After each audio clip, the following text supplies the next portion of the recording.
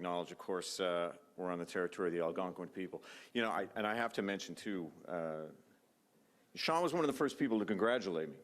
And I had worked with Sean and a number of you in this room, Lionel I'm thinking of particularly, as we confronted not just a pandemic when I was at Natural Resources, but an oil price war. And I said then to them, the most creative, most effective, and best solutions that we got through that thing, for both those things, was for people in this room. And that is still the case. I look at Lyle Daniels out there from the Alberta Building Trades, and he still gives me the best advice, particularly on Indigenous issues and how that fits together with labor shortages and some of the things we can be doing. And I remember seeing Sean after I was at Trades NL, Darren King and everybody, a few days after I was sworn in, and Sean said, "Congratulations, Sean Strickland, can I talk to you about the labor mobility tax credit?" You're subtle. No, I'm not subtle. No, you are not subtle. Listen, Canada's facing some big challenges. We're facing some complex challenges. We've got a housing crisis. We've got a climate crisis. We're scraping through, I think you could call it, a public health crisis. There's one group, I think, that we can give credit to for getting us through this pandemic, if you were to single out one group, and that's workers, particularly healthcare workers.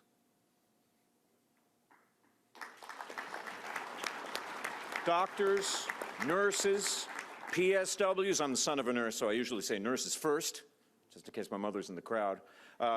Public health administrators, contact tracers. And it's no different than a lot of other challenges that we're facing. Who is going to do the work? Who's going to build the affordable homes that Canadian families are crying out for? Who's going to retrofit the grid and keep the lights on? Who else has the knowledge and the expertise and the ingenuity to lower emissions and build up renewable energy sources? It's all on you guys. Not to put any pressure. But you are not in this alone. That is for sure. You know, the Prime Minister says, and he says it all the time, and he says it in Cabinet, and sometimes it's irritating, but he's right. Hard things are hard. Hard things are hard. Hard things require hard work. And no one knows hard work like you do. There's no one solution to housing affordability. And there certainly isn't any one solution to solving climate change or lowering emissions. But you can be sure that every single solution, every tool that we have, requires experience, it requires ingenuity, it requires expertise, and it requires hard work. Every single solution demands that we address the skilled labor shortage. We need talented people like you. We need a heck of a lot more of you. And we need strong unions that know how to invest in workers and amplify their voices.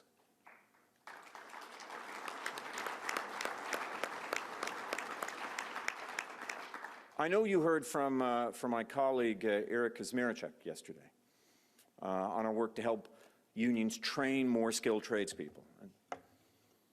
And that, I think that's, you know, I'm very proud, you know, first of all, that not only are we immediately investing another $7 million to help unions with training and innovation, but Sean, your subtle but effective lobbying effort worked. We heard you. We are creating a tax deduction that will be available this year to help you with the cost of travel and relocating for work.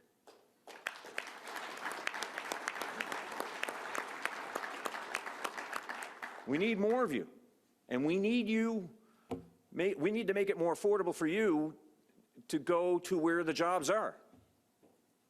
It's pretty simple.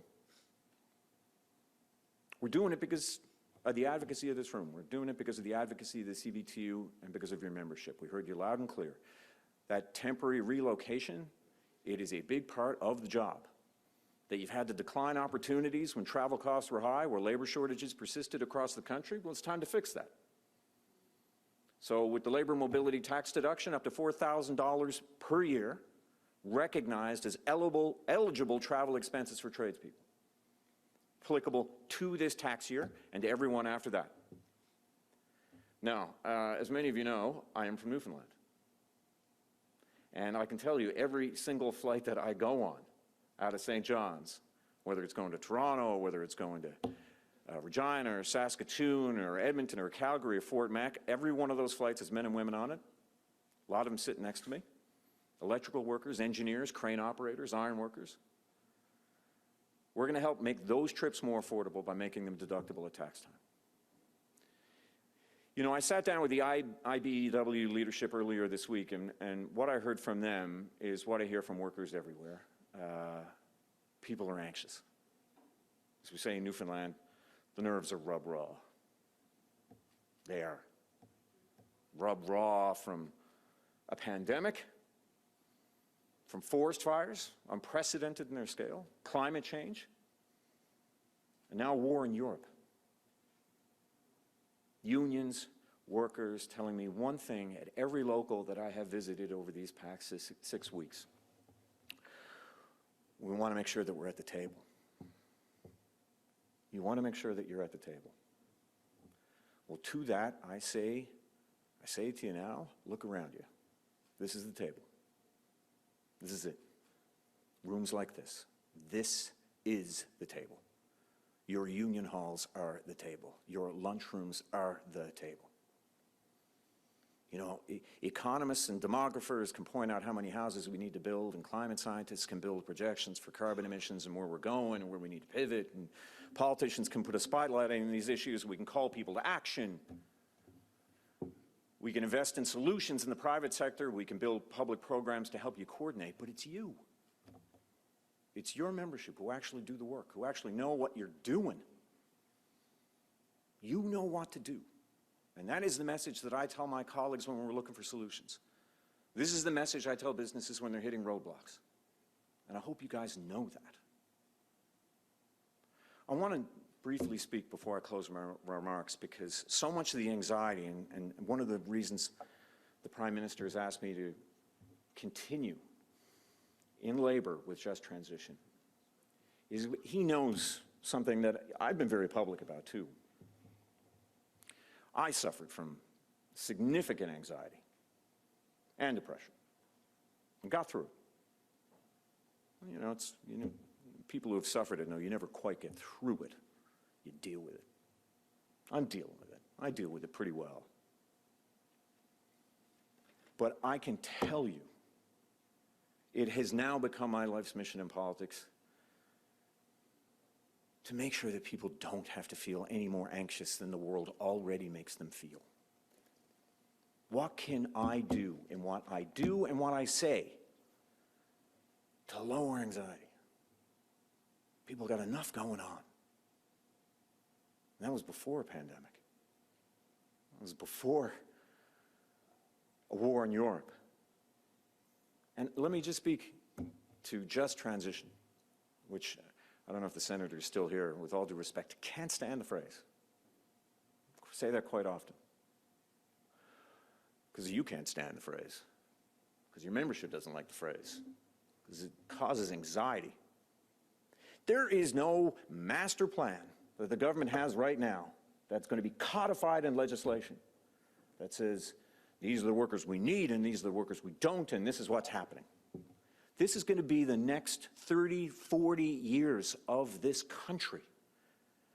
We are the fourth biggest producers of oil and gas in the world.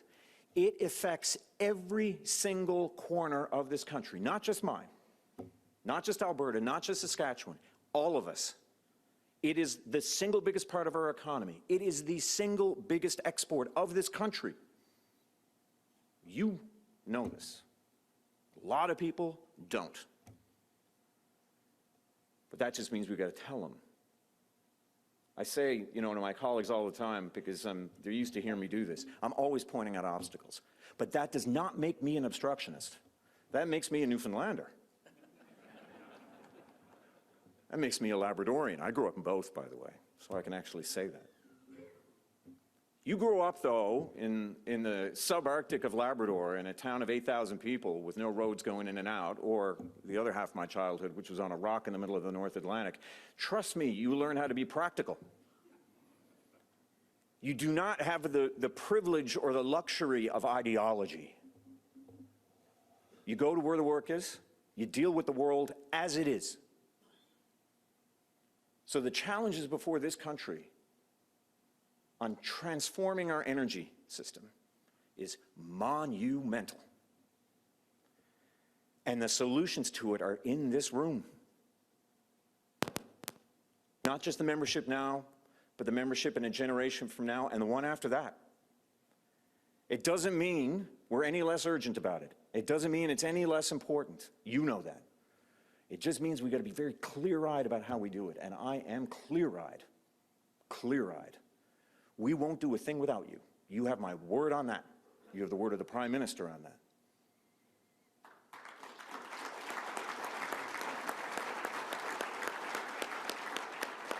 So I mean what I say. There is no more talk of we want to be at the table. This is the table, okay? This is the table. We have an extraordinary chance not just to do what we need to do in lowering emissions and building up renewables. We have an extraordinary chance to show the world how it's done. The world's eyes are watching us.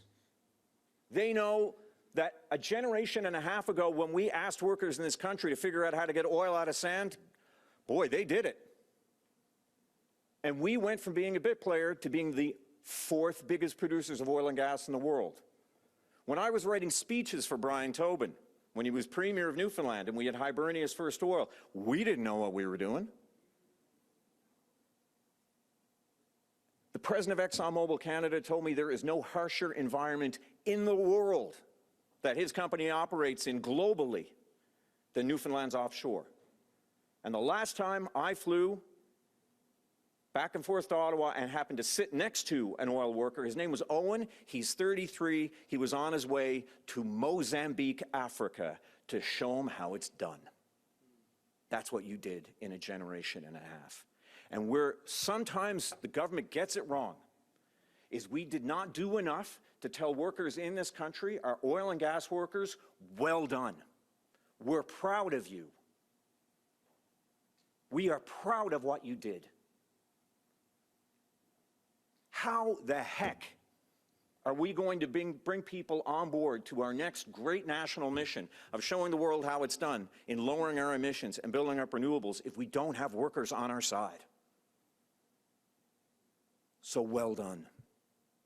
Now every bit of the hard work and the ingenuity and the expertise and the sheer bloody-mindedness that you showed in making us the fourth biggest producers of oil and gas in the world, flying to Mozambique to show them how it's done. We need you now. We need you to help us figure out how we lower these emissions and how we build up renewables. We need you. You're the only ones to do it. The rest of it is bumper sticker goddamn politics. You're the ones to do it.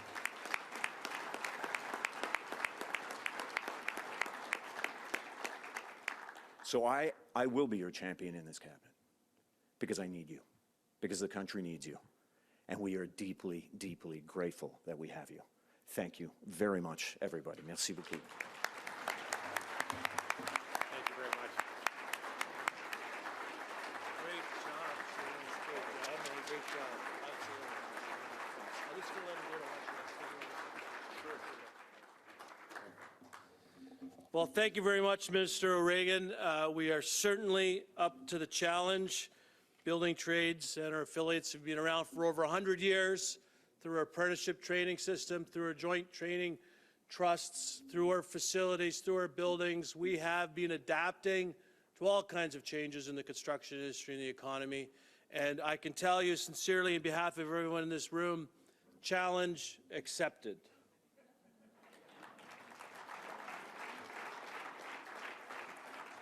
I would like to thank our breakfast sponsor, the UA. The lunch will be served momentarily, and the sponsor is the GPMC. You know where it is across the road. We have a plated lunch today, and we have some entertainment to help with the lunch, and you'll have some good laughs. Please join us tonight at the parliamentary reception at the Fairmont, Chateau Laurier, Adams Hall, 5 p.m. Please try to get there on time so you'll be there to see our special guest.